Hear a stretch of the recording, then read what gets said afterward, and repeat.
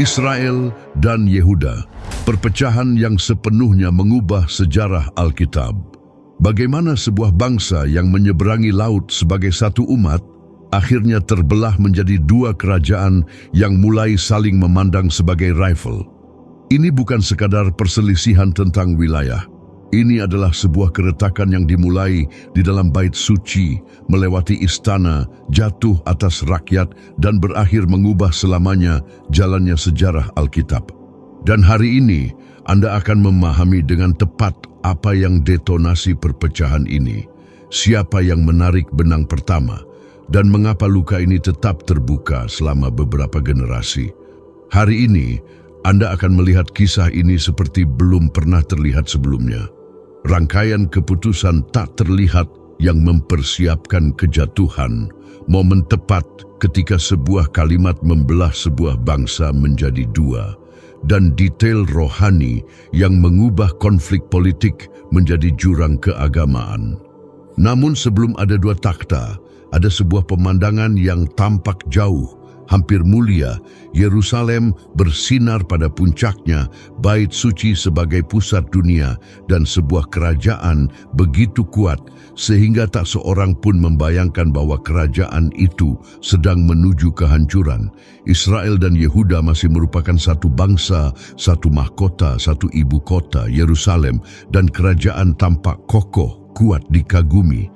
Salomo memerintah ketika janji yang diberikan kepada Daud tampak mencapai titik tertinggi, dan segala sesuatu yang terlihat adalah stabilitas, kemakmuran, pengaruh, pengakuan. Bait Tuhan berada di pusat segala sesuatu. Itu bukan hanya bangunan megah, tetapi tanda nyata bahwa Allah telah memilih membuat namanya diam di Yerusalem.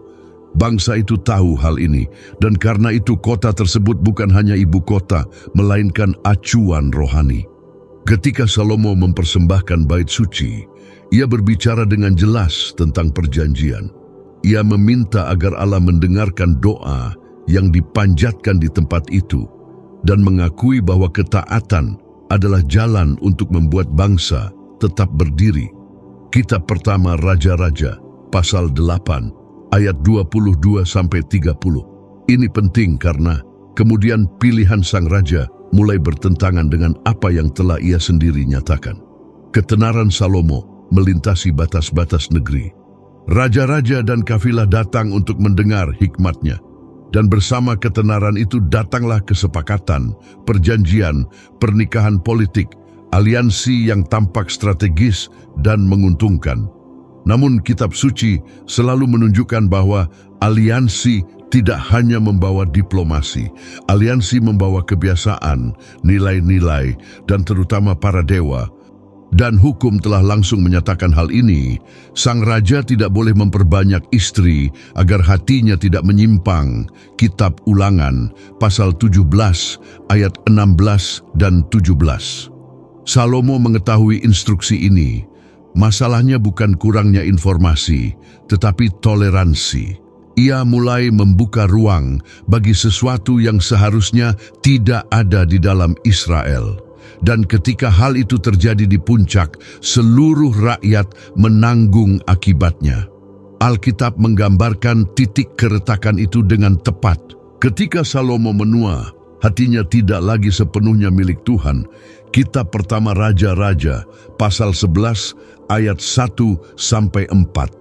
Kalimat ini tidak hanya berbicara tentang kesalahan pribadi, tetapi menjelaskan awal dari krisis nasional.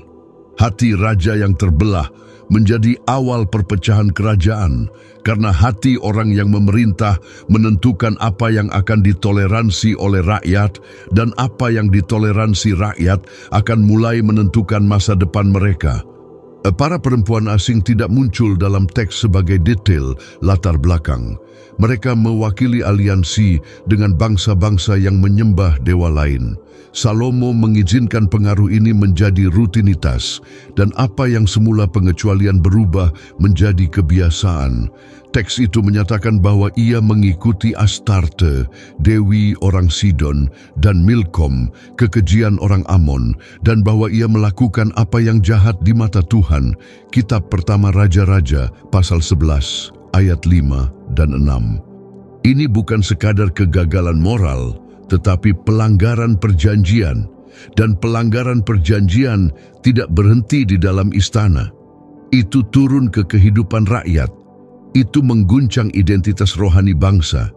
Itu mengubah apa yang diajarkan, apa yang diterima, apa yang diulangi. Salomo tidak menghancurkan kesetiaan sekaligus. Ia menyerah dalam tahap-tahap.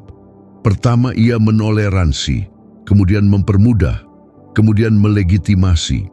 Dan ketika sang raja sendiri mulai memperlakukan penyembahan berhala sebagai sesuatu yang dapat dikelola, rakyat memahami bahwa Allah dapat ditempatkan di samping apapun.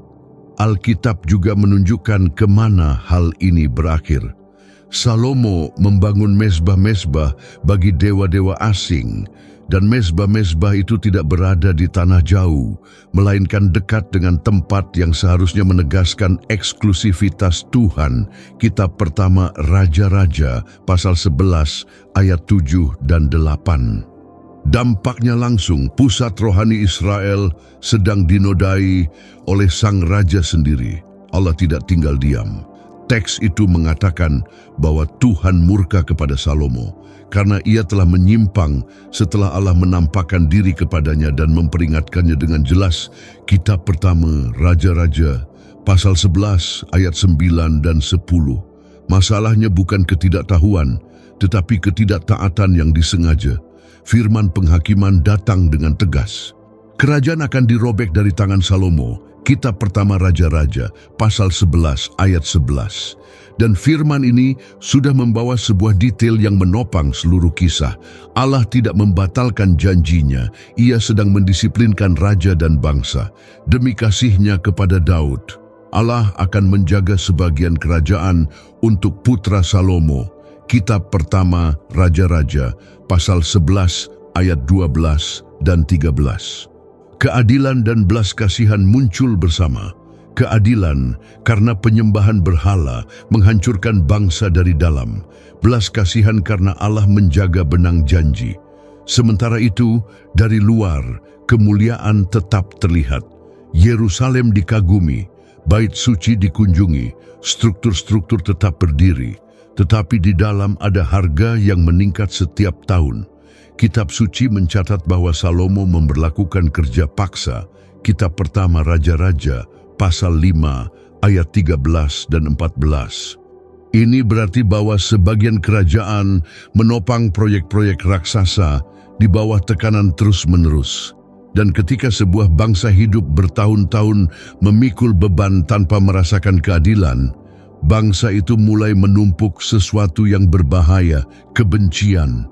Itu tidak lahir dalam sehari, tetapi dalam keseharian, dalam kelelahan, dalam perasaan bahwa kemakmuran pusat bergantung pada pengorbanan wilayah pinggiran.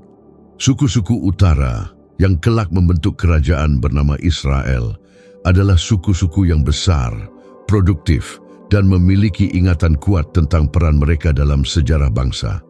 Mereka bukan suku-suku kecil, tetapi bagian penting dari bangsa Israel. Namun sentralisasi di Yerusalem, ditambah tekanan ekonomi, ditambah hilangnya kesetiaan rohani sang raja, mulai menciptakan suasana ketegangan yang sunyi.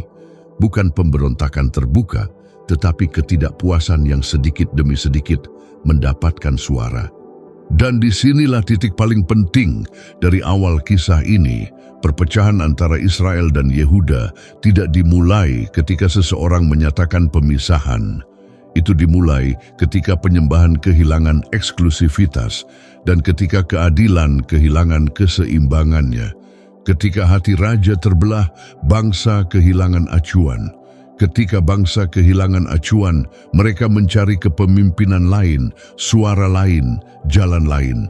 Dan hal ini akan menjadi jelas begitu mahkota berpindah tangan.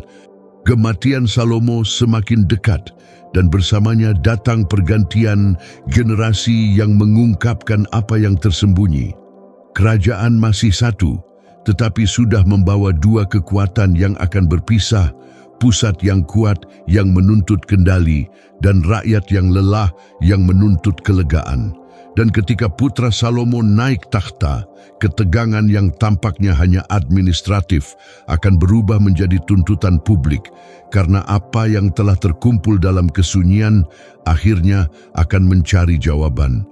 Kitab pertama Raja-Raja, pasal 12, ayat 4. Ketegangan yang tersimpan selama tahun-tahun terakhir pemerintahan Salomo tidak hilang dengan pergantian raja. Ketegangan itu hanya berubah bentuk. Kerajaannya masih satu, tetapi rasa tertekan tidak lagi menjadi urusan pribadi, kini berada di ambang meledak di depan umum. Apa yang menopang kemegahan Yerusalem memiliki biaya nyata. Sistem pajak, administrasi terpusat, tuntutan kerja paksa, semuanya membentuk sebuah mesin yang tidak pernah berhenti. Dan mereka yang paling merasakan tekanan ini adalah suku-suku di utara, yang melihat para pria mereka direkrut, keluarga mereka terpisah untuk waktu yang panjang, dan hasil panen mereka menopang proyek-proyek yang tampak jauh dari kehidupan sehari-hari. Kitab suci mencatat bahwa Salomo mengangkat pekerja paksa untuk pembangunannya. Kitab pertama Raja-Raja, pasal 5, ayat 13 dan 14. Ini membantu menjelaskan mengapa perpecahan tidak dimulai di ruang perang, tetapi dimulai dalam kehidupan sehari-hari, dalam kelelahan yang menumpuk, dalam frustrasi yang tidak ada yang menyelesaikannya. Rakyat tidak sedang memperdebatkan hanya soal politik. Mereka memperdebatkan soal bertahan hidup.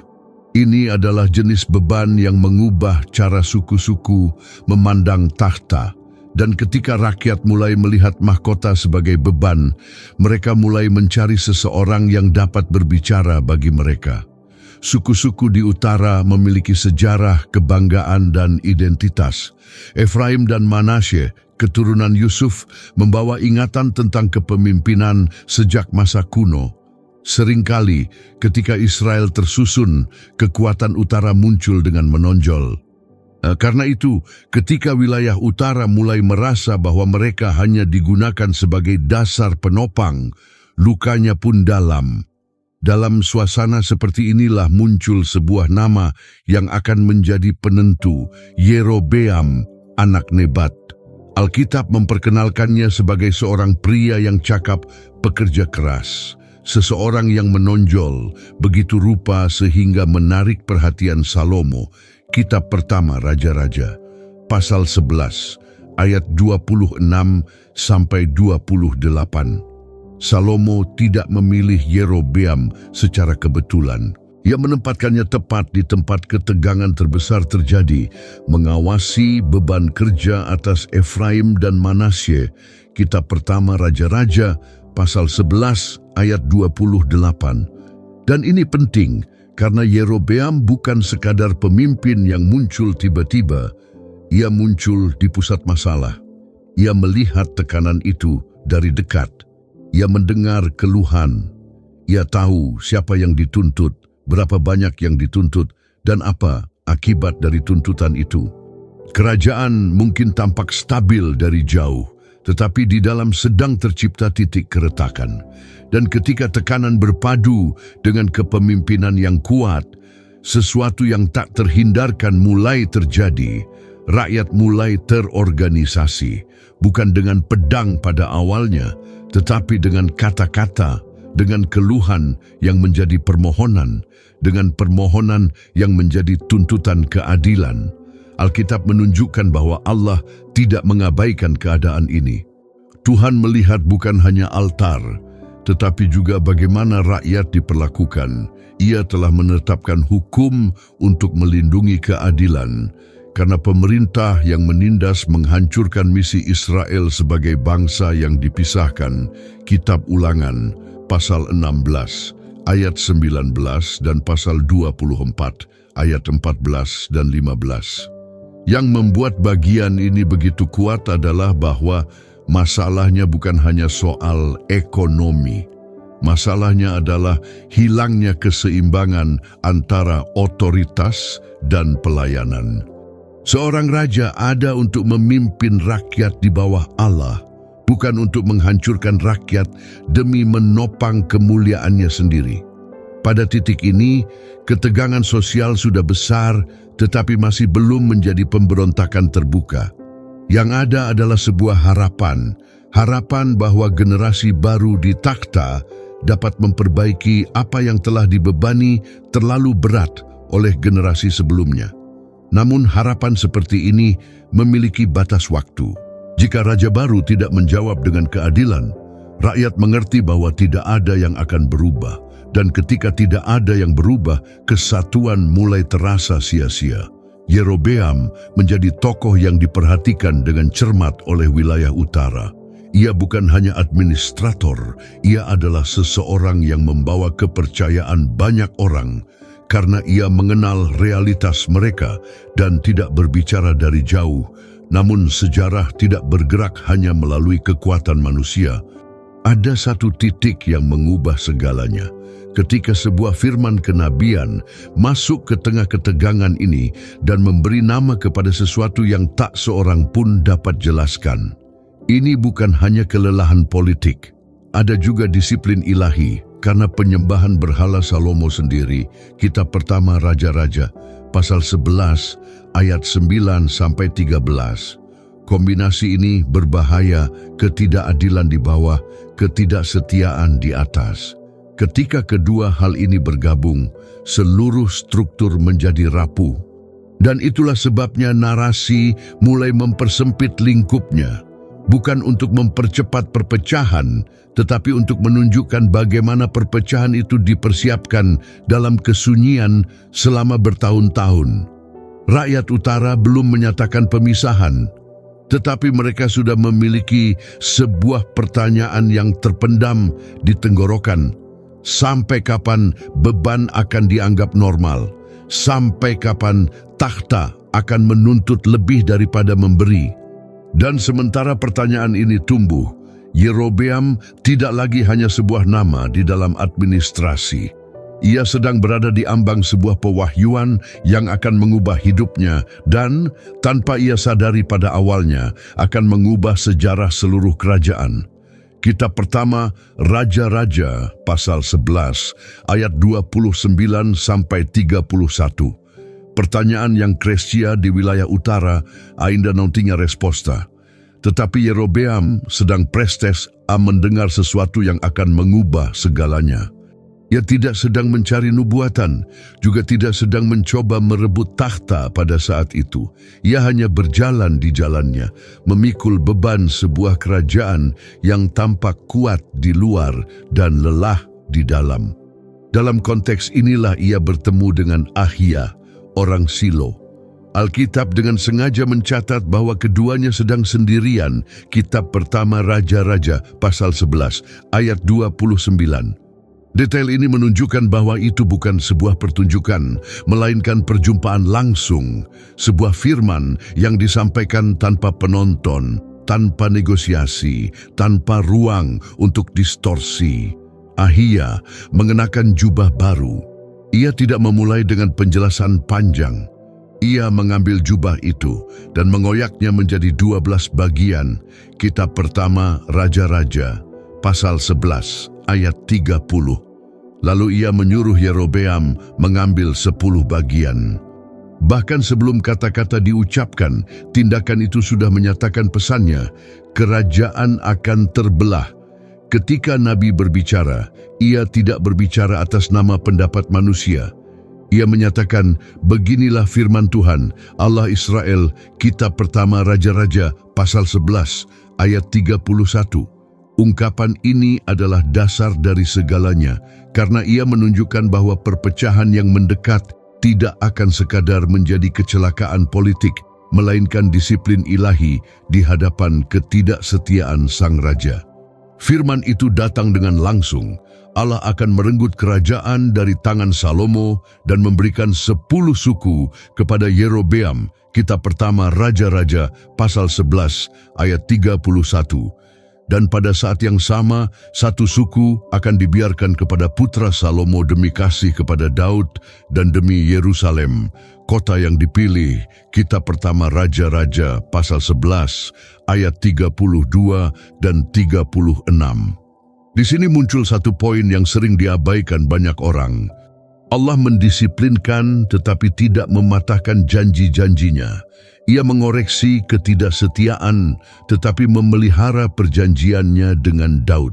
Inilah yang menopang sejarah karena kerajaannya terbelah tetapi janji itu tetap berlangsung. Kitab kedua Samuel pasal 7 ayat 12 sampai 16. Alasan penghakiman juga disampaikan tanpa basa-basi. Salomo telah meninggalkan Tuhan dan mengikuti dewa-dewa lain. Kitab pertama Raja-Raja pasal 11 ayat 33.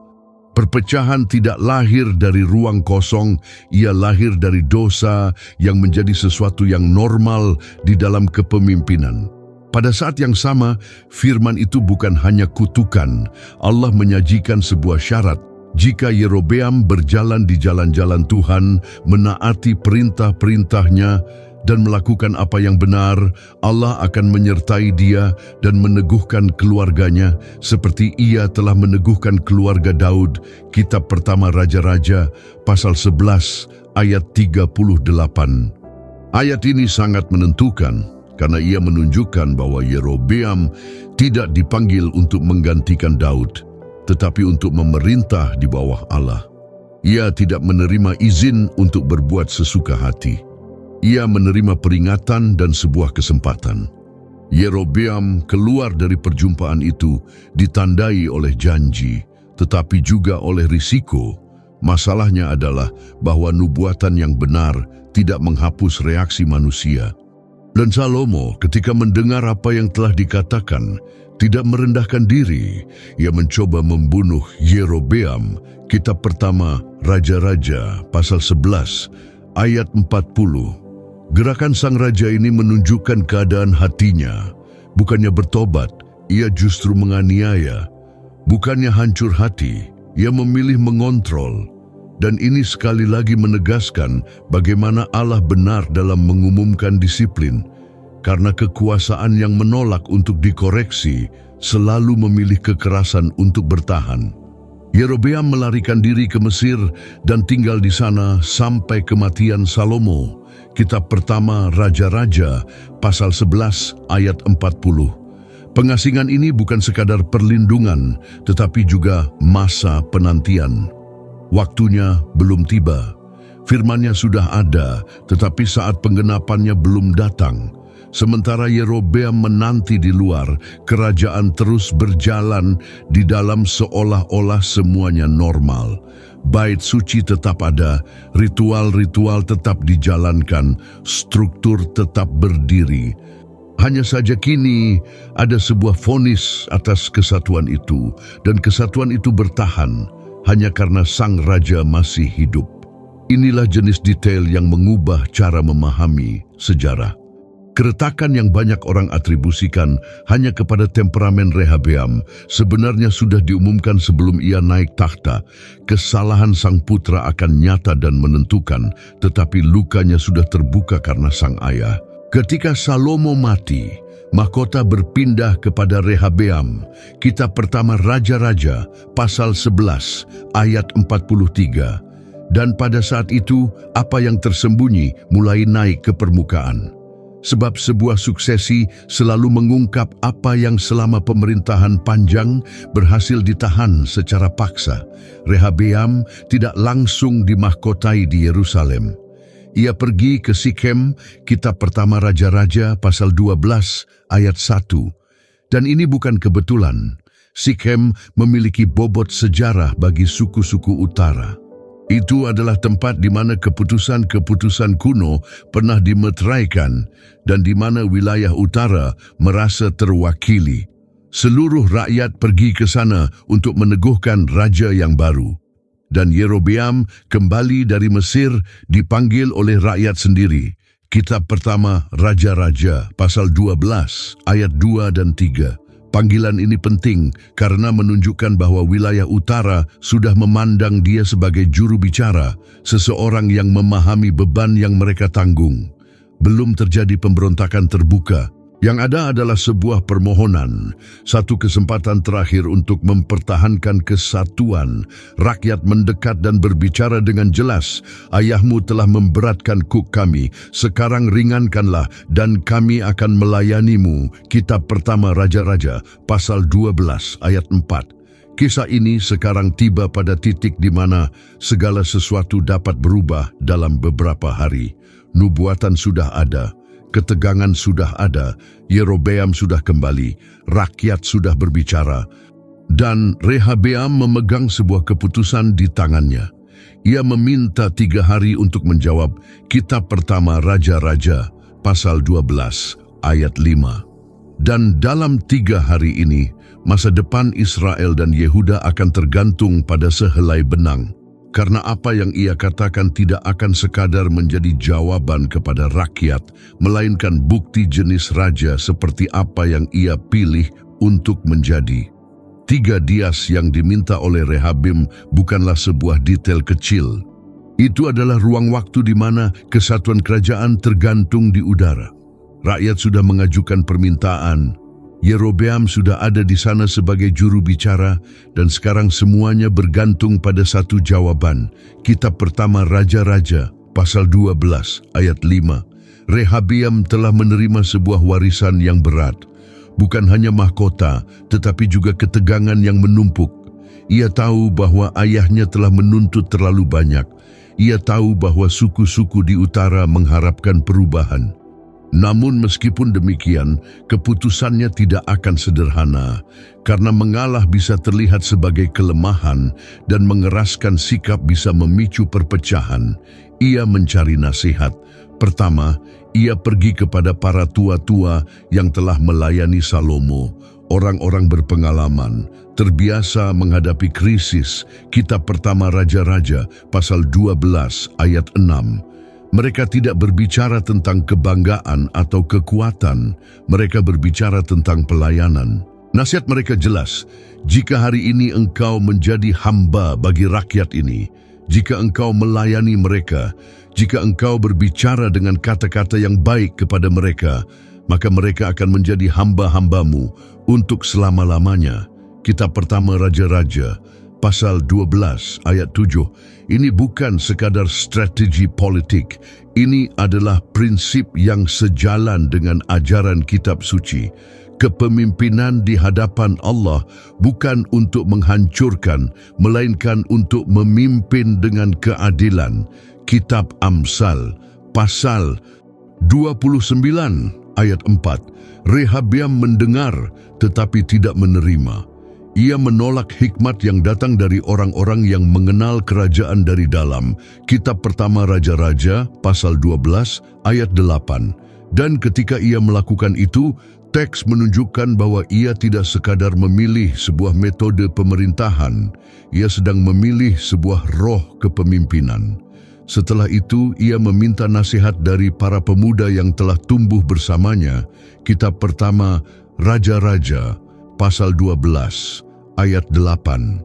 Mereka adalah orang-orang yang mengenal istana, tetapi tidak mengenal beban suku-suku.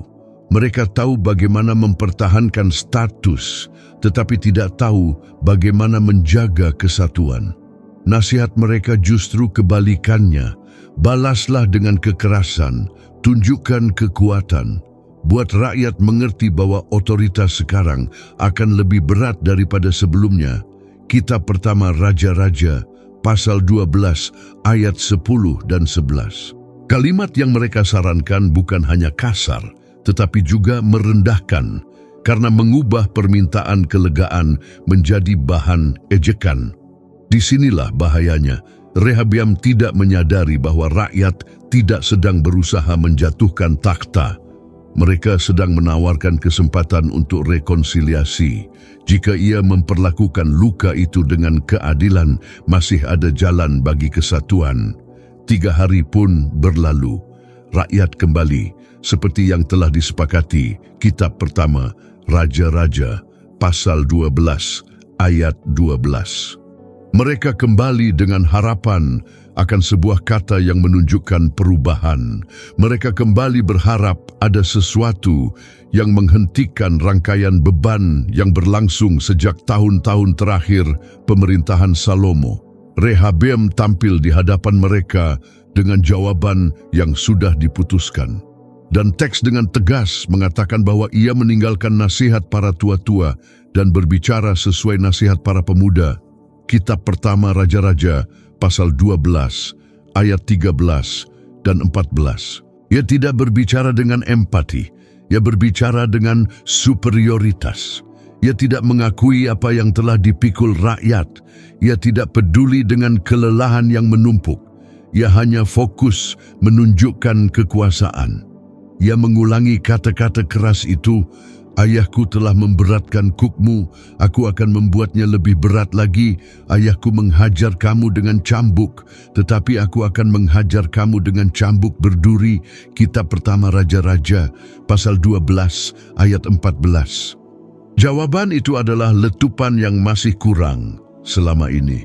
Rakyat langsung mengerti apa arti kalimat itu. Itu tidak hanya berarti lebih banyak pajak. Itu berarti mereka tidak akan didengar. Itu berarti bahwa mahkota tidak bersedia melayani. Itu berarti bahwa rasa sakit mereka tidak berarti apa-apa. Lalu reaksi itu pun meledak. Suku-suku di utara menjawab dengan sebuah deklarasi yang memutus ikatan dengan rumah Daud. Bagian apakah yang kita miliki dengan Daud? Kita tidak punya warisan pada anak Isai. Pulanglah ke kemah-kemahmu, hai Israel. Kitab pertama Raja-Raja, pasal 12, ayat 16. Kalimat ini bukan hanya luapan amarah, ini adalah pemisahan formal. Ini adalah momen ketika rakyat menyatakan bahwa mereka tidak lagi mengakui otoritas rumah Daud atas seluruh kerajaan. Dan itu berarti bahwa sejak saat itu, Israel dan Yehuda mulai menapaki jalan yang berbeda. Rehabeam menyadari bahwa ia telah kehilangan kendali. Ia mencoba bereaksi, tetapi bereaksi dengan cara yang salah. Ia mengutus Adoram, yang bertanggung jawab atas kerja paksa. Kitab pertama Raja-Raja, pasal 12, ayat 18. Seolah-olah ia berkata kepada rakyat, "Kalian meminta kelegaan, aku mengirim orang yang menjadi simbol beban itu." Hasilnya langsung terjadi. Rakyat melempari Adoram dengan batu sampai mati. Kitab pertama Raja-Raja, pasal 12, ayat 18.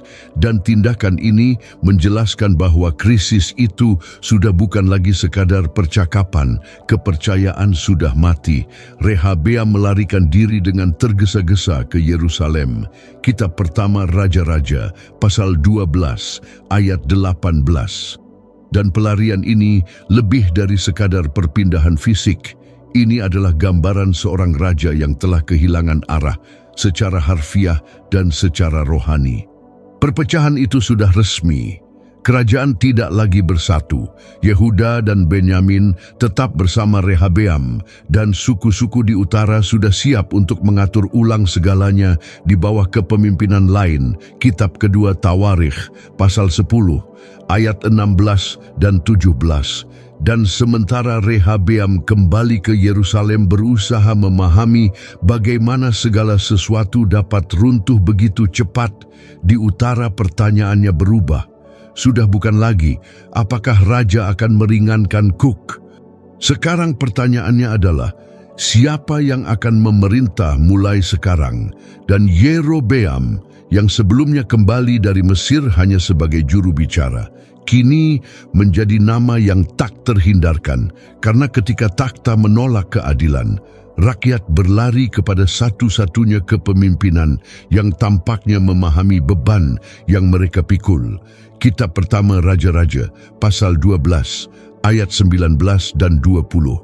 Pelarian Rehabeam ke Yerusalem tidak mengakhiri krisis.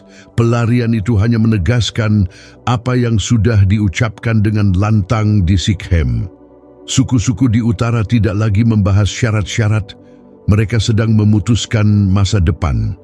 Ikatan dengan rumah Daud telah diputus, dan sekarang wilayah utara membutuhkan seorang raja. Kitab pertama Raja-Raja, pasal 12, ayat 19 dan 20.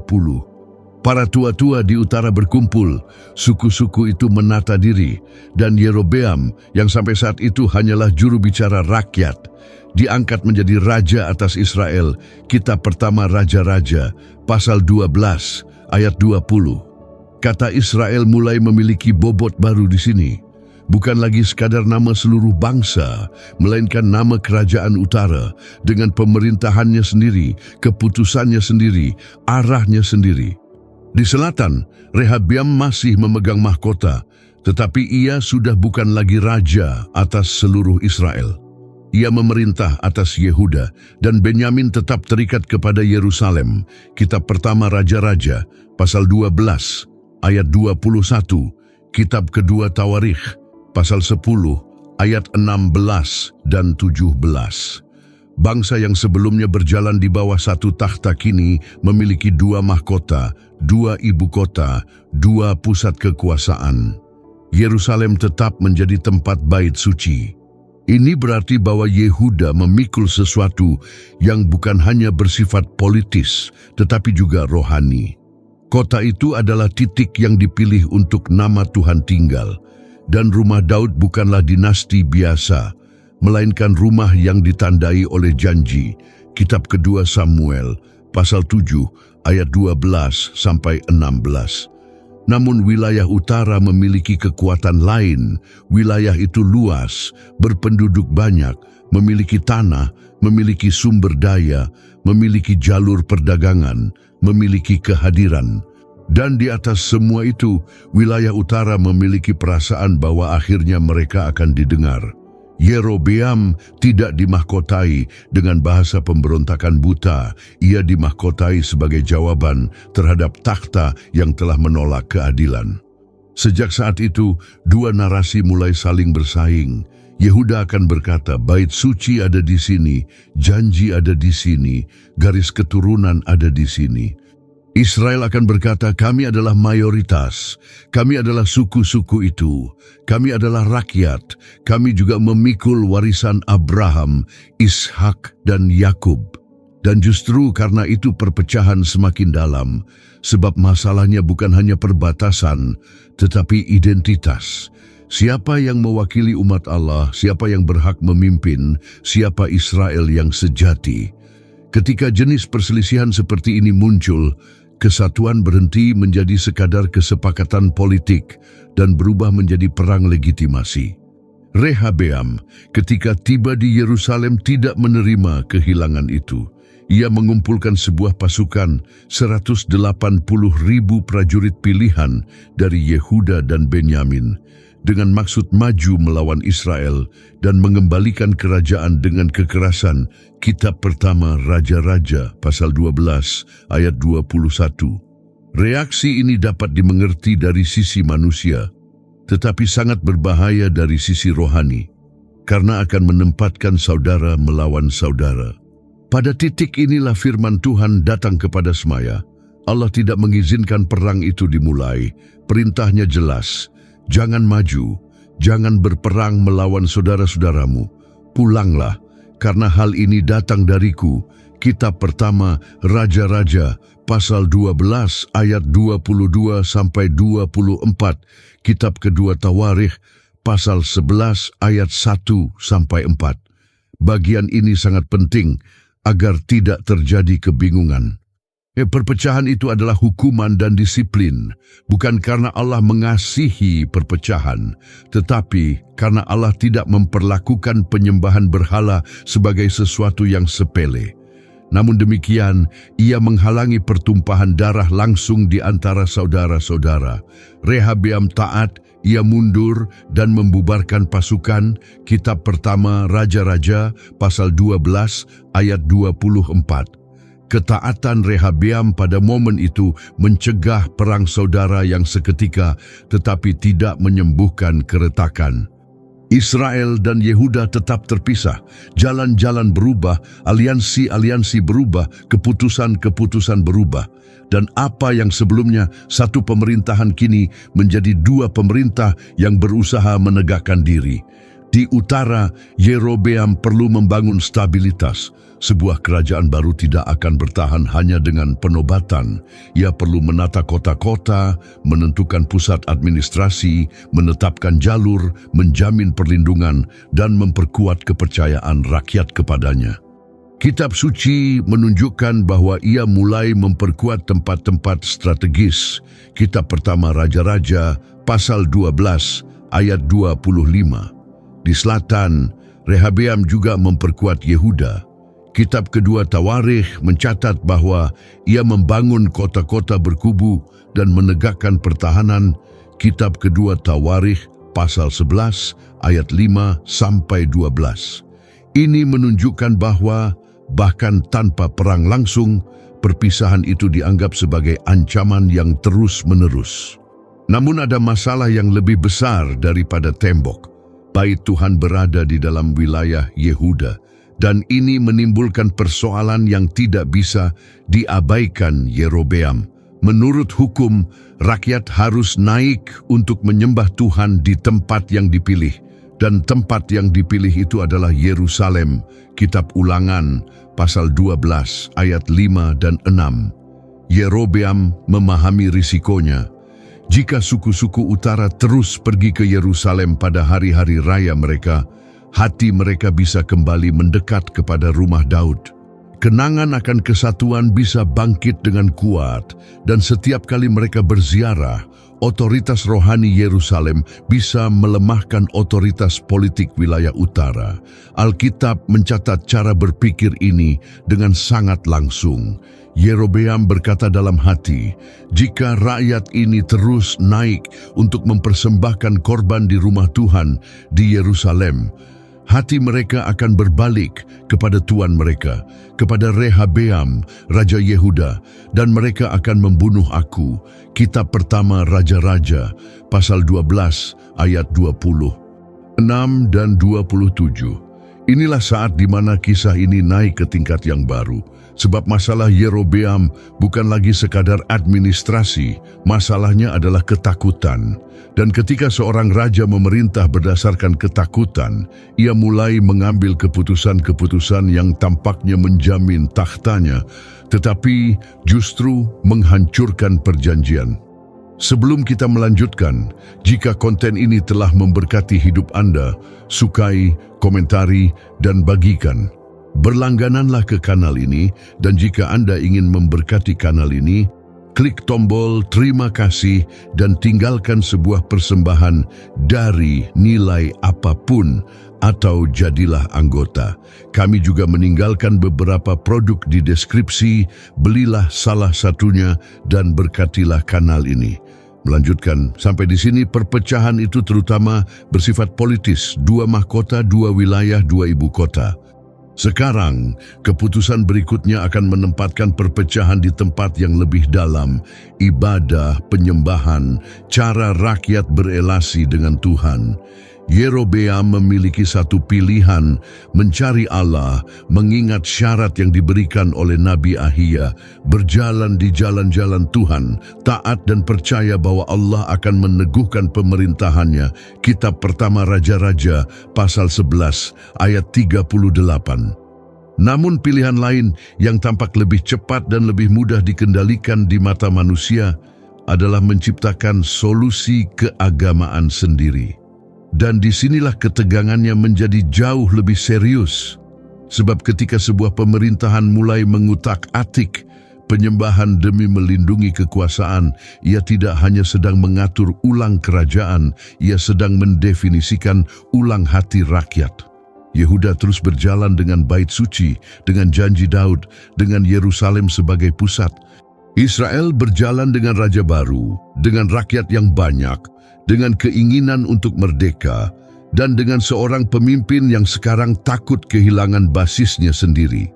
Dan ketika wilayah utara menguat dari luar, Yerobeam sudah mulai merencanakan langkah yang akan menandai seluruh masa depan kerajaan.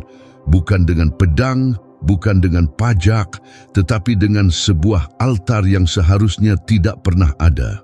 Kitab pertama Raja-Raja, pasal 12, ayat 28. Keputusan yang akan diambil Yerobeam tidak akan diumumkan sebagai pemberontakan terhadap Allah. Keputusan itu akan dipresentasikan sebagai solusi praktis, sebagai cara untuk melindungi kerajaan, sebagai langkah untuk menjaga rakyat tetap bersatu. Dan memang seringkali penyimpangan dimulai seperti itu, bukan sebagai serangan langsung terhadap iman, melainkan sebagai penyesuaian yang tampak nyaman. Yerobeam takut kehilangan hati rakyat. Ia tahu bahwa Yerusalem adalah tempat bait suci dan bahwa perziarahan dapat membuat suku-suku di utara kembali mendekat kepada rumah Daud. Kitab pertama Raja-Raja, pasal 12, ayat 26 dan 27. Maka ia memilih jalan yang tampak menjamin kendali. Alkitab mengatakan bahwa Yerobeam mengambil keputusan dan membuat 2 anak lembu emas.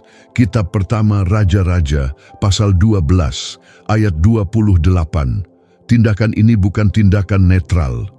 Ia menyentuh inti perjanjian karena Tuhan telah menyatakan dengan jelas bahwa Israel tidak boleh membuat patung untuk disembah. Kitab Keluaran, pasal 20, ayat 3-5. Yerobeam menempatkan 1 anak lembu di Betel dan 1 lagi di Dan. Kitab pertama Raja-Raja pasal 12 ayat 29. Ini bukan kebetulan. Betel terletak dekat perbatasan dengan Yehuda dan Dan berada di ujung utara. Dengan kata lain, ia menyebarkan titik-titik ibadah untuk menutupi wilayah dan menawarkan kepada rakyat sebuah alternatif penuh terhadap naik ke Yerusalem. Setelah itu, ia berbicara kepada rakyat dengan kata-kata yang terdengar akrab dan berbahaya. Ia berkata bahwa terlalu berat untuk naik ke Yerusalem dan ia memperkenalkan anak-anak lembu itu sebagai rujukan pembebasan. Kitab pertama Raja-Raja, pasal 12, ayat 28. Masalahnya, bahasa ini sudah muncul sebelumnya dalam sejarah, dalam peristiwa anak lembu di padang gurun, ketika rakyat menukar kehadiran Tuhan dengan sebuah patung. Kitab Keluaran, pasal 32, ayat 4 dan 8. Apa yang dilakukan Yerobeam adalah mengulangi dosa lama, tetapi sekarang sebagai kebijakan resmi. Ia tidak hanya jatuh ke dalam penyembahan berhala secara pribadi, ia sedang melembagakan penyembahan berhala di seluruh kerajaan.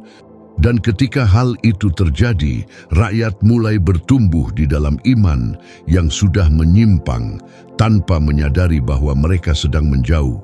Kitab suci menyatakan bahwa hal itu menjadi dosa. Kitab pertama Raja-Raja, pasal 12, ayat 30. Kalimat ini singkat, tetapi menjelaskan berabad-abad. Itu bukan kesalahan sesaat, melainkan fondasi. Sejak saat itu, banyak raja di wilayah utara akan dihakimi karena berjalan di jalan Yerobeam, dan rakyat akan terseret bersama. Yerobeam melangkah lebih jauh. Ia membuat sebuah rumah di bukit-bukit pengorbanan, menciptakan pusat-pusat ibadah paralel. Kitab pertama Raja-Raja, pasal 12, ayat 31. Dan ia juga mengubah tatanan imamat, mengangkat imam-imam yang bukan berasal dari orang Lewi. Kitab pertama Raja-Raja, pasal 12, ayat 31. Hal ini langsung melanggar tatanan yang telah ditetapkan Allah. Pelayanan imam telah dipercayakan kepada suku Lewi dan pemisahan imam bukanlah perkara selera, melainkan bagian dari cara Allah menjaga kemurnian ibadah. Kitab Bilangan pasal 3 ayat 5-10. Yerobeam juga menetapkan sebuah hari raya pada bulan ke-8, meniru hari raya yang ada di Yehuda, dan ia sendiri naik ke altar untuk membakar ukupan. Kitab pertama Raja-Raja, pasal 12, ayat 32 dan 33. Seakan-akan ia berkata, kita tidak lagi membutuhkan apa yang Tuhan tentukan, kita akan melakukannya dengan cara kita sendiri. Yang paling serius adalah bahwa semua ini dilakukan dengan tampilan religius. Ini bukan sebuah kerajaan yang berkata, kami meninggalkan Allah. Ini adalah sebuah kerajaan yang berkata, kami akan terus menyembah, hanya saja sekarang dengan cara yang lebih praktis, lebih mudah dijangkau, lebih selaras dengan pemerintahan kami. Dan itulah sebabnya pukulan ini begitu berbahaya. Hukum Tuhan sudah jelas tentang tempat yang dipilih untuk mempersembahkan korban. Allah berfirman bahwa Ia akan memilih satu tempat untuk membuat namanya tinggal di sana, dan di sanalah rakyat harus membawa persembahan mereka. Kitab Ulangan, pasal 12, ayat 5-7. Yerobeam mengabaikan hal ini agar tidak kehilangan kendali politik, dan ketika seorang raja menukar ketaatan dengan kenyamanan, hasilnya akan segera tampak. Ia mendapatkan kendali untuk sementara, tetapi kehilangan kehadiran Allah. Ia menahan rakyat dengan struktur, tetapi menghancurkan hati rakyat. Allah tidak membiarkan dosa ini tanpa jawaban. Alkitab mengatakan bahwa datanglah dari Yehuda seorang abdi Allah ke Betel. Menurut firman Tuhan, kitab pertama Raja-Raja, pasal 13, ayat 1. Yerobeam sedang berada di altar, memimpin ibadah, seolah-olah ia imam, seolah-olah ia perantara antara Allah dan rakyat. Abdi Allah itu tidak datang untuk bernegosiasi. Ia datang untuk menegur. Ia berseru melawan altar dan mengumumkan penghakiman. Kitab pertama Raja-Raja, pasal 13, ayat 2. Ia menyatakan bahwa sistem itu tidak akan bertahan selamanya, dan bahwa Allah akan membangkitkan seseorang dari rumah Daud untuk membawa hukuman atas mezbah-mezbah itu. Sebagai tanda, ia menubuatkan bahwa altar itu akan terbelah dan abu-abu korban akan berserakan. Kitab pertama Raja-Raja, pasal 13, ayat 3. Dan pada saat yang sama, altar itu pun terbelah dan abu-abu itu terserak. Kitab pertama Raja-Raja, pasal 13, ayat 5. Allah sedang menunjukkan kepada rakyat bahwa Ia tidak menyetujui rasa aman yang palsu itu. Yerobeam bereaksi dengan marah. Ia mengulurkan tangan dan memerintahkan agar nabi itu ditangkap. Kitab pertama Raja-Raja, pasal 13, ayat 4. Dan seketika itu juga tangannya menjadi kaku, ia tidak dapat menariknya kembali. Itu adalah penghakiman langsung, bukan untuk mempermalukan sebagai tontonan, tetapi untuk menghentikan kesombongan. Lalu Yerobeam meminta doa. Ia menyadari bahwa ia telah kehilangan kendali atas tubuhnya sendiri, dan ia memohon kepada abdi Allah itu. Kitab pertama Raja-Raja, pasal 13, ayat 6. Nabi itu berdoa, dan tangan sang raja pun dipulihkan. Kitab pertama Raja-Raja, pasal 13, ayat 6. Momen ini sudah cukup untuk mematahkan hati pemimpin manapun. Sebuah altar yang terbelah di depan semua orang, sebuah hukuman langsung atas tubuh raja, sebuah pemulihan yang diberikan oleh belas kasihan. Namun kitab suci menegaskan bahwa Yerobeam tidak berbalik dari jalan jahatnya. Kitab pertama Raja-Raja, pasal 13, ayat 33. Ia terus mengangkat imam-imam untuk bukit-bukit pengorbanan, terus memberi makan sistem itu, terus mengokohkan penyembahan berhala sebagai budaya. Dengan demikian, dosa itu berhenti menjadi peristiwa sesaat, berubah menjadi pola, menjadi tradisi, menjadi identitas nasional. Apa yang dimulai sebagai ketakutan akan kehilangan rakyat berakhir sebagai keterasingan mendalam dari Tuhan.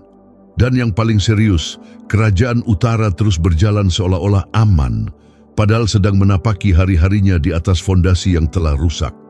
Mulai dari sini perpecahan itu tidak lagi hanya politis, perpecahan itu menjadi rohani. Israel dan Yehuda sekarang tidak terpisah hanya oleh perbatasan, tetapi oleh cara mereka menyembah, oleh cara mereka taat, oleh cara mereka memperlakukan perjanjian. Dan sementara Yerobeam mencoba menguatkan kerajaan dengan altar-altar miliknya sendiri di Yerusalem, Rehabeam melihat dari jauh. dan menyadari bahwa perpecahan ini telah mengambil arah yang tidak lagi dapat diselesaikan hanya dengan kesepakatan. Sebab ketika ibadah telah rusak, akibatnya tidak akan terbatas pada wilayah utara. Akibatnya mulai menekan wilayah selatan juga, dan langkah berikutnya dalam kisah ini akan menunjukkan bahwa pencemaran tidak mengenal batas. Kerajaan utara sudah memilih jalannya, dan itu mulai menghasilkan konsekuensi langsung. Penyembahan berhala Yerobeam tidak berhenti hanya pada mezbah-mezbah, tetapi menyentuh kehidupan orang-orang nyata, keluarga-keluarga, para imam, orang-orang yang tidak mau menukar perjanjian dengan kenyamanan. Ketika Yerobeam menetapkan imam-imam yang bukan orang Lewi dan menciptakan sistem ibadah paralel, ia mendorong keluar dari wilayah utara semua orang yang memegang hukum Tuhan dengan serius. Kitab pertama Raja-Raja, pasal 12 ayat 31. Dan kitab kedua Tawarikh menggambarkan apa yang terjadi selanjutnya. Orang-orang Lewi meninggalkan tanah dan milik pusaka mereka dan pergi ke Yehuda dan Yerusalem, karena Yerobeam dan anak-anaknya telah menolak mereka dari jabatan imam bagi Tuhan. Kitab kedua Tawarikh, pasal 11, ayat 13 dan 14. Gerakan ini sangat menentukan untuk memahami perbedaan awal antara kedua kerajaan. Di wilayah utara, struktur keagamaannya menjadi rusak dan mulai menganiaya kesetiaan.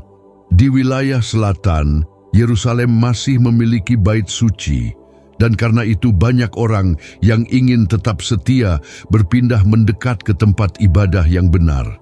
Alkitab juga menambahkan bahwa setelah orang Lewi, datang pula orang-orang dari segala suku Israel yang menetapkan hati mereka untuk mencari Tuhan. Dan mereka juga pergi ke Yerusalem untuk mempersembahkan korban kepada Allah, nenek moyang mereka. Kitab kedua Tawarikh, pasal 11, ayat 16. Dengan kata lain, perpecahan politik sudah ada, tetapi terjadi juga pemisahan rohani di dalam umat itu sendiri, karena siapapun yang menginginkan kesetiaan mulai berkumpul di Yehuda.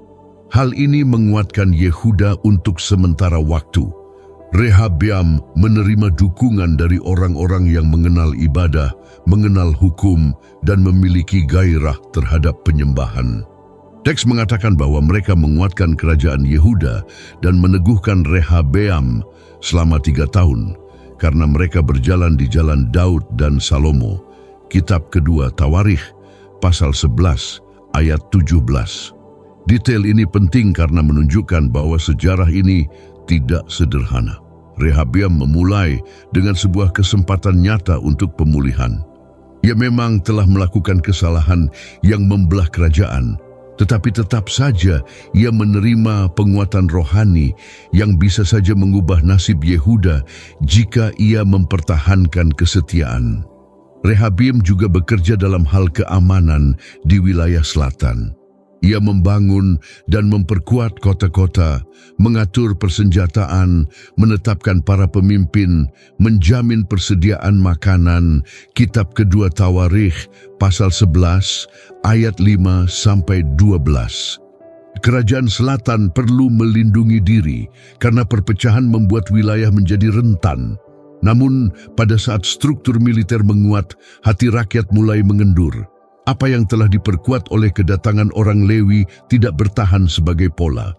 Dan kitab suci menunjukkan bahwa ketika Rehabeam menguat dan kerajaannya diteguhkan, ia meninggalkan hukum Tuhan dan seluruh Israel bersamanya.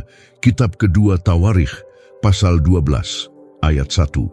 Kalimat ini mengungkapkan apa yang sedang terjadi di Yehuda, bukan sekadar tergelincir sesaat. Ini adalah tindakan meninggalkan. Rakyat mulai mengulangi apa yang mereka lihat pada tahun-tahun terakhir pemerintahan Salomo. Mesbah-mesbah lain, bukit-bukit pengorbanan, simbol-simbol ibadah kafir kembali muncul di tengah-tengah mereka. Kitab kedua Tawarikh, pasal 12, ayat 1. Kitab pertama Raja-Raja, pasal 14, ayat 22-24. Kitab pertama, Raja-raja berbicara dengan tegas bahwa Yehuda melakukan apa yang jahat di mata Tuhan. Mereka membangun bukit-bukit pengorbanan, tugu-tugu berhala, tiang-tiang berhala, dan ada praktik-praktik yang meniru bangsa-bangsa lain. Kitab pertama Raja-Raja, pasal 14, ayat 22 dan 23. Ini menunjukkan bahwa perpecahan tidak menyelesaikan dosa, hanya membagi masalah itu ke dalam dua takhta. Di wilayah utara, Yerobeam merusak ibadah demi melindungi kekuasaan. Di wilayah selatan, Rehabeam membiarkan penyembahan berhala berkembang, meski ia memiliki bait suci di depan mata. Dan inilah salah satu bagian paling keras dalam kisah ini, karena membuktikan bahwa kedekatan fisik dengan yang kudus tidak menjamin kesetiaan. Allah kemudian membawa disiplin yang nyata atas Yehuda. Pada tahun kelima pemerintahan Rehabeam, Sisak, Raja Mesir, datang menyerang Yerusalem. Kitab kedua Tawarikh, pasal 12, ayat 2, kitab pertama Raja-Raja, pasal 14, ayat 25. Invasi ini bukan sekadar konflik internasional biasa, tetapi respons langsung terhadap ketidaksetiaan. Teks Alkitab menjelaskan alasannya. Sisak datang karena mereka telah berbuat dosa terhadap Tuhan. Kitab kedua Tawarikh, pasal 12, ayat 2. Dan ancamannya sangat serius. Kota-kota berkubu jatuh dan tekanan itu mencapai Yerusalem. Menghadapi situasi ini, Rehabeam dan para pemimpin merendahkan diri. Mereka mengakui Tuhan itu adil. Kitab kedua Tawarikh, pasal 12, ayat 6. Dan Nabi Semaya membawa sebuah firman, karena mereka telah merendahkan diri, Allah tidak akan memusnahkan mereka sepenuhnya, tetapi akan menyerahkan mereka sebagai hamba-hamba, supaya mereka belajar membedakan antara mengabdi kepada Tuhan dan mengabdi kepada kerajaan-kerajaan dunia. Kitab kedua Tawarikh, pasal 12, ayat 7 dan 8. Yerusalem tidak dihancurkan pada saat itu, tetapi direndahkan. Sisak masuk dan mengambil harta benda dari rumah Tuhan dan harta benda dari istana. Dan ia juga membawa perisai-perisai emas yang dibuat Salomo. Kitab pertama Raja-Raja, pasal 14, ayat 26. Kitab kedua Tawarikh, pasal 12, ayat 9. Rehabeam mengganti perisai-perisai emas itu dengan perisai-perisai perunggu. Kitab pertama Raja-Raja, pasal 14, ayat 27. Penggantian ini adalah tanda yang jelas tentang apa yang sedang terjadi. Kemuliaan lahiriah berkurang dan rasa aman yang tampak terjamin mulai terbukti rapuh. Meskipun demikian, kitab suci mengatakan bahwa ketika ia merendahkan diri, murka Tuhan berpaling darinya. Dan masih ada hal-hal yang baik di Yehuda. Kitab kedua Tawarikh, pasal 12, ayat 12. Ini menunjukkan bahwa Allah masih memelihara suatu sisa umat meski rakyat hidup naik turun. Namun masalah utamanya tetap ada. Israel dan Yehuda sekarang berjalan sebagai dua kerajaan, tetapi keduanya memikul penyimpangan yang serius. Wilayah utara menginstitusikan ibadah yang palsu. Wilayah selatan menoleransi praktik-praktik yang merusak hati rakyat. Dan ketika dua kerajaan hidup terpisah, saling curiga, dan secara rohani tidak stabil, langkah berikutnya hampir selalu berupa konflik yang terus-menerus. Sebab penyembahan berhala tidak hanya menghasilkan dosa keagamaan, tetapi juga ketidakadilan, kekerasan, keputusan-keputusan buruk, dan sebuah siklus krisis yang tidak berhenti. Perpecahan itu sudah dikukuhkan, ibadah di wilayah utara sudah dirusak, dan Yehuda sudah membuktikan bahwa ia pun bisa jatuh. Sekarang, apa yang sebelumnya hanya perpisahan mulai berubah menjadi permusuhan yang berkelanjutan, dan kisah ini akan memasuki fase di mana raja-raja, perbatasan, dan aliansi-aliansi akan menguji umat Allah dengan cara yang jauh lebih keras. Perpisahan antara Israel dan Yehuda sudah menciptakan dua jalan, tetapi sekarang jalan-jalan itu mulai menunjukkan hasil yang sangat berbeda. Di wilayah utara, Kerajaan lahir dengan ibadah yang menyimpang dan itu membuka pintu bagi rangkaian ketidakstabilan yang tidak berhenti. Di wilayah selatan, rumah Daud tetap berlanjut dan meskipun ada kejatuhan, ada garis kesinambungan yang menahan bangsa itu lebih lama. Yerobeam mati tanpa berbalik dari jalan yang ia ciptakan. Kitab pertama Raja-Raja, pasal 14, ayat 19 dan 20. Dan setelah dia, anaknya Nadab memerintah, tetapi hanya sebentar. Alkitab mengatakan bahwa Baesa bersekongkol melawannya, membunuhnya, dan mengambil takhta. Kitab pertama Raja-Raja, pasal 15, ayat 27 dan 28. Tindakan ini bukan sekadar pergantian pemerintahan, itu adalah awal dari sebuah pola. Baesa memusnahkan seluruh keluarga Yerobeam, menggenapi firman yang Allah telah sampaikan melalui Ahia. Kitab pertama Raja-Raja, pasal 15, ayat 29 dan pasal 14, ayat 10. Nubuatan itu digenapi, tetapi rakyat tidak belajar. Baesa memerintah selama bertahun-tahun, tetapi tetap berjalan dalam dosa yang sama, tidak meninggalkan anak-anak lembu emas. Kitab pertama Raja-Raja, pasal 15, ayat 34. Penyembahan berhala tetap menjadi dasar kerajaan, dan ketika fondasinya seperti itu, takhta boleh berganti, tetapi arah akhirnya tidak berubah. Lalu Allah membangkitkan Nabi Yehu, anak Hanani, dan mengutusnya dengan firman yang keras melawan Baesa, bahwa Allah akan menyingkirkannya dan memusnahkan keluarganya seperti yang dilakukan terhadap rumah Yerobeam, karena ia telah menyeret Israel ke dalam dosa. Kitab pertama Raja-Raja, pasal 16, ayat 1-4. Itu adalah peringatan yang jelas bahwa sejarah sedang terulang dan bahwa penghakiman sekali lagi sedang mendekat. Anak Baesa, Ela, naik takhta tetapi memerintah sebentar. Zimri, pegawainya, panglima setengah dari kereta-kereta perang, bersekongkol dan membunuhnya. Kitab pertama Raja-Raja, pasal 16 ayat 8 dan 9. Dan setelah merebut kekuasaan, Zimri juga memusnahkan seluruh keluarga Baesa. Kitab pertama Raja-Raja, pasal 16 ayat 11 dan 12. Namun, Zimri tidak berhasil menegakkan kerajaan. Masa pemerintahannya berlangsung 7 hari. Kitab pertama Raja-Raja, pasal 16 ayat 15.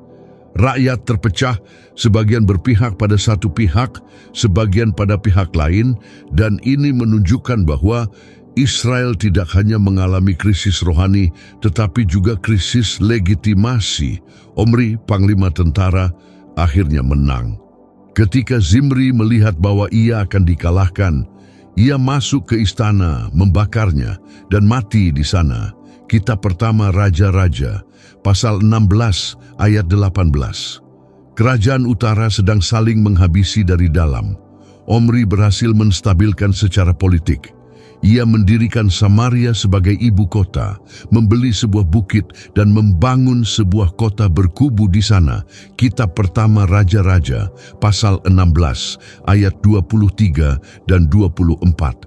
Ini memberikan wilayah utara sebuah pusat yang lebih aman, lebih strategis, dengan kekuatan administratif yang lebih besar. Namun stabilitas politik tidak berarti kembali kepada Tuhan. Alkitab dengan jelas mengatakan bahwa Omri melakukan apa yang jahat dan melakukan lebih buruk daripada semua yang sebelumnya, karena ia berjalan dalam segala jalan Yerobeam. Kitab pertama Raja-Raja, pasal 16 ayat 25 dan 26. Setelah Omri, datanglah Ahab. Dan di sini kerajaan utara masuk ke tingkat kegelapan yang lebih dalam. Teks menegaskan bahwa Ahab melakukan lebih jahat daripada semua raja sebelum dia. Kitab pertama Raja-Raja, pasal 16 ayat 30. Dan alasannya segera muncul, ia mengambil Izebel sebagai istri dan mulai beribadah kepada Baal. Kitab pertama Raja-Raja, pasal 16 ayat 31.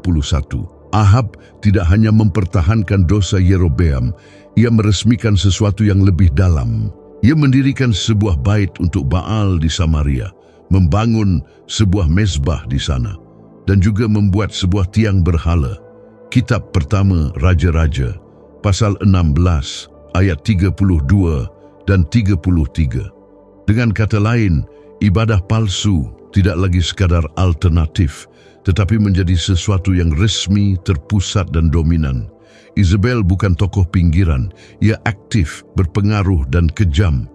Kitab suci menunjukkan bahwa ia memburu para nabi Tuhan. Kitab pertama Raja-Raja, pasal 18, ayat 4, dan ini menciptakan keadaan di mana kesetiaan kepada Tuhan menjadi risiko kematian. Israel, kerajaan utara, tampak kuat bagi siapa yang melihat dari luar, tetapi secara rohani sedang berperang melawan Allah sendiri. Harga dari semua itu datang dalam bentuk paling keras. Kerajaan yang lahir dalam pemberontakan berakhir dalam pembuangan. Asyur tumbuh menjadi kekuatan besar, menaklukkan wilayah-wilayah, dan Israel terjebak antara tunduk atau memberontak. Pada akhirnya, Samaria dikepung dan jatuh. Kitab kedua Raja-Raja, pasal 17, ayat 5 dan 6. Kitab suci menjelaskan alasannya dengan jelas, bukan hanya strategi militer, tetapi konsekuensi rohani. Israel jatuh karena berdosa terhadap Tuhan, berjalan menurut kebiasaan bangsa-bangsa lain, membuat patung-patung, membangun mezbah di bukit-bukit pengorbanan, menolak perintah-perintah Tuhan, dan mengeraskan hati. Kitab kedua Raja-Raja, pasal 17, ayat 7-17. Allah mengutus para nabi memanggil mereka kepada pertobatan, tetapi mereka tidak mendengarkan. Kitab kedua Raja-Raja, pasal 17, ayat 13 dan 14. Ketika Samaria jatuh, rakyat dibawa sebagai tawanan ke negeri-negeri jauh. Kitab kedua Raja-Raja, pasal 17, ayat 6. Dan Raja Asyur membawa orang asing untuk tinggal di wilayah itu. Kitab kedua Raja-Raja, pasal 17, ayat 24. Dari campuran itulah lahir bangsa dengan ibadah campuran, dengan ketakutan yang setengah hati, tanpa perjanjian sejati. Kitab kedua Raja-Raja, pasal 17, ayat 25-33. Wilayah utara berhenti ada sebagai kerajaan, dan hal ini mengubah seluruh geografi rohani sejarah. Yehuda melihat akhir wilayah utara dan menerima peringatan hidup. Apa yang terjadi pada Israel bukanlah kasus terpisah, itu adalah cermin. Para nabi di Yehuda seperti Yesaya dan Mika memanggil bangsa itu untuk setia dan mengecam kepercayaan palsu pada ritual tanpa hati. Kitab Yesaya pasal 1 ayat 11-17. Kitab Mikha pasal 6 ayat 6-8. Namun demikian Yehuda juga berjalan menuju hari-hari kelam, bergantian antara pembaruan dan kejatuhan hingga akhirnya menghadapi penghakimannya sendiri. Kitab kedua Raja-Raja pasal 24 ayat 1-4. Perbedaannya adalah bahwa meskipun Yehuda jatuh, janji kepada Daud tidak dihapus. Allah mendisiplin, tetapi tetap memelihara garis keturunan itu karena ia tidak berdusta. Kitab kedua Samuel, pasal 7, ayat 12-16. Dan disinilah perpecahan menunjukkan dampaknya yang terakhir. Israel lenyap sebagai kerajaan. Yehuda bertahan lebih lama. Dan melalui Yehuda, janji mesianis terus dibawa, bahkan di tengah reruntuhan. Kitab Yeremia, pasal 23, ayat 5 dan 6. Cerita ini tidak berakhir dengan dua takhta yang saling bermusuhan, tetapi dengan satu tali yang tidak dibiarkan Allah putus. Karena setelah begitu banyak raja, begitu banyak perbatasan, dan begitu banyak kejatuhan, pertanyaan terbesar tetap ada. Jika perpecahan telah menghancurkan kesatuan bangsa, siapakah yang suatu hari dapat menyatukan kembali apa yang telah dipecahkan tanpa mengulangi kesalahan para raja? Dan inilah persisnya harapan yang diam dan terus tumbuh, yang mulai mempersiapkan nama berikutnya yang akan mengubah segalanya. bukan untuk memerintah hanya wilayah selatan, bukan untuk memulihkan hanya wilayah utara, tetapi untuk menangani akar yang membuat keduanya jatuh. Kitab Yesaya pasal 9 ayat 6 dan 7. Perpecahan antara Israel dan Yehuda tidak terjadi hanya karena seorang raja berlaku keras terhadap rakyat, atau hanya karena sebuah takhta diperebutkan. Itu terjadi karena sedikit demi sedikit hati menjauh dari Tuhan. Ketika ibadah menjadi alat kendali, ketika iman menjadi kenyamanan, ketika ketaatan menjadi hal sepele, hasilnya mungkin tampak stabil untuk sementara waktu, tetapi di dalamnya bangsa mulai retak. Dan demikianlah wilayah utara membangun mezbah-mezbah agar tidak kehilangan rakyat, dan wilayah selatan menoleransi dosa meskipun memiliki bait Allah di depan mata. Dua kerajaan, dua strategi, masalah yang sama, hati yang terbagi, dan akibat yang sama, penolakan, disiplin, kehancuran. Namun demikian, pada setiap tahap, Allah tidak berdiam diri. Ia berbicara melalui para nabi, memanggil kepada pertobatan, memelihara suatu sisa umat, menopang janji, dan menunjukkan bahwa penghakiman bukanlah kesenangan, tetapi koreksi, karena ia tidak menyerah atas apa yang ia kasihi. Kitab kedua Tawarikh, pasal 36, ayat 15. Dan disinilah semuanya bermuara kepada Kristus. Karena sejarah Israel dan Yehuda mengungkap sesuatu yang tidak dapat diselesaikan oleh pemerintahan manusia manapun, yaitu dosa yang memisahkan manusia dari Allah.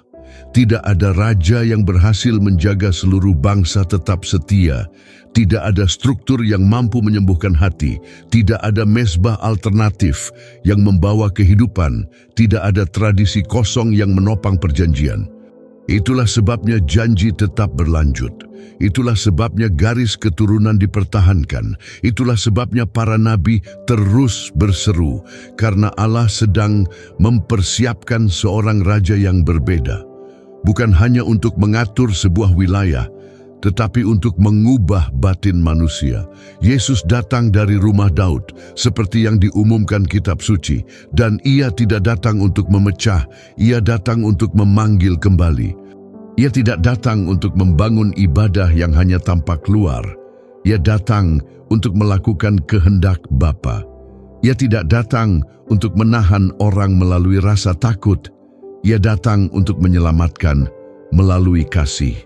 Dialah satu-satunya yang dapat menyatukan apa yang telah dipecahkan oleh dosa, karena ia memikul di salib beban pemberontakan kita dan membuka jalan yang sejati menuju pendamaian dengan Allah. Kitab Roma, pasal 5, ayat 8, kitab kedua Korintus, pasal 5, ayat 18 dan 19. Karena itu, pertanyaan yang tersisa bukan hanya siapa yang benar, Israel atau Yehuda. Pertanyaannya adalah, di mana hati saya terbagi? Di mana saya menukar ketaatan dengan kenyamanan? Di mana saya menjaga penampilan tetapi kehilangan kehadiran?